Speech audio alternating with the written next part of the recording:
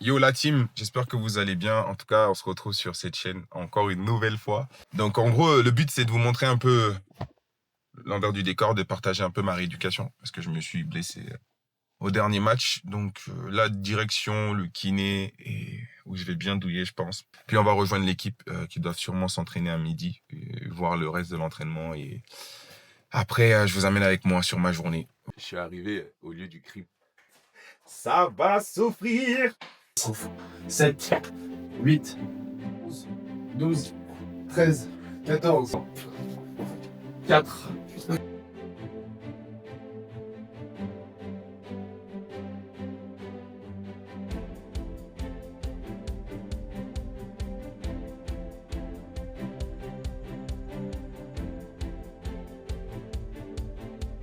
Dès que tu poses les pieds au sol, c'est considéré comme un échec.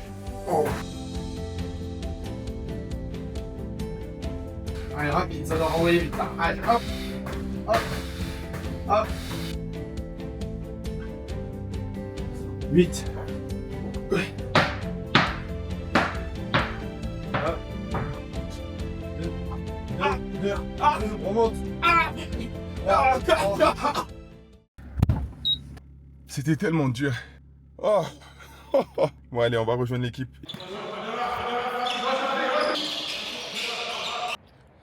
Ouh. Back again. Ce soir, je suis de service.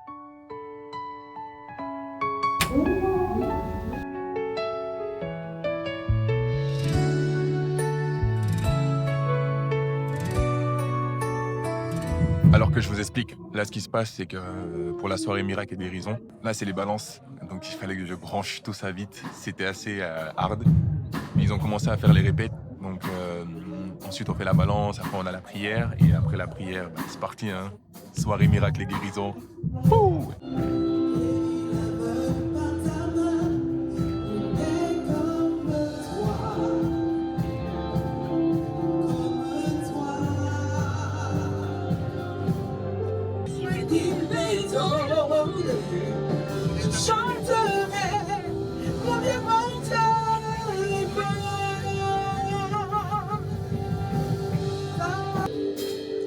C'est lui qui te guérit, c'est lui qui t'a racheté, c'est lui qui t'a rendu digne de t'approcher avec patience du trône de grâce.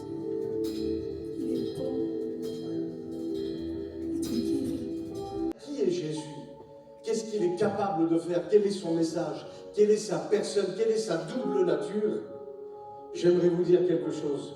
Peu importe le problème, peu importe le besoin, peu importe comment tu es rentré, mais je sais une chose, si tu as soif ce soir, tu vas pouvoir boire. À celui qui est en mesure de venir apporter une restauration, une bénédiction, une guérison, la capacité de se projeter autant sur la terre que dans la vie éternelle, parce qu'il n'est pas n'importe qui. Et j'ai appris avec le temps que lorsque l'on veut, il peut. Amen. Et ça fait toute la différence. Amen. Et lorsque Jésus rentre dans la vie de quelqu'un, il se passe quelque chose d'extraordinaire. La Bible parle de nouvelles sources, de nouvelles ressources, des fleuves d'eau vive qui sont capables de jaillir maintenant jusqu'à dans la vie éternelle. Et le besoin de l'homme, il est le même partout et dans toutes les générations, ça a été le même. Sous des formes peut-être différentes, mais le fond, c'est toujours le même. Donc au bout d'un moment, quand on prêche l'évangile, on a un petit peu l'habitude puisque les hommes ont les mêmes besoins. Et le plus difficile pour un prédicateur ensuite, c'est de trouver vraiment le mot à propos. Parce que Dieu n'est pas surpris par les gens qui vont venir ou pas venir. Et puis il peut y avoir par moments des besoins qui sont spécifiques ou des rappels importants du ciel. Et je me rappelle, j'étais dans une période où c'était un peu particulier, où Dieu me demandait de me reposer. Mais il m'avait dit que je devais venir ici. Et il est à peu près 2 ou 3 heures du matin. J'essaye de m'efforcer à dormir. Et j'ai reçu, il y a quelques semaines déjà, je ne sais pas s'il y a 5 ou 6 semaines, le message pour ce soir. C'est pas que dans d'autres réunions, Dieu va moins s'y intéresser, mais ça veut dire qu'il y a déjà quelque chose d'écrit pour Dieu depuis très longtemps. Et lorsque tu es rentré ici, peu importe la raison de pourquoi tu es venu, est-ce que tu es venu par curiosité, par habitude, parce que tu aimes Dieu, parce que tu veux simplement répondre à une invitation, mais Dieu sait pertinemment qui allait venir, dans quelles conditions tu allais venir. Il a un désir de te voir repartir d'une façon, mais ça, c'est pas entre ses mains.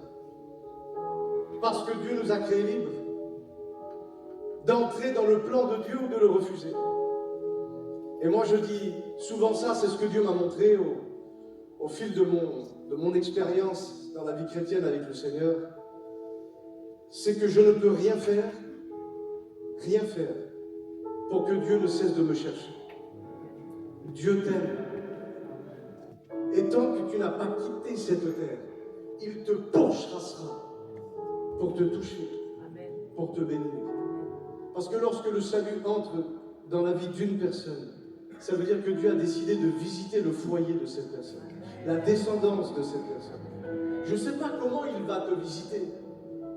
Si c'est une conversion radicale, si tu es venu ici avec des problèmes de maladie où les médecins avaient déjà donné un diagnostic, mais le ciel a d'autres diagnostics pour toi.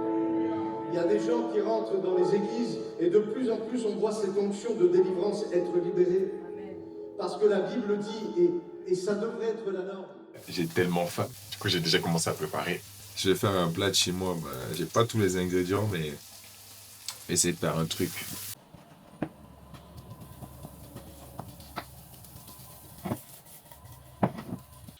Et bon appétit. Sur ce, je vous souhaite une bonne nuit. Moi, je vais manger mon petit plat gombo, steak haché, que de sombara. Ne vous fiez pas à l'apparence. C'est bon. Allez, je vous embrasse. Peace. Pouf.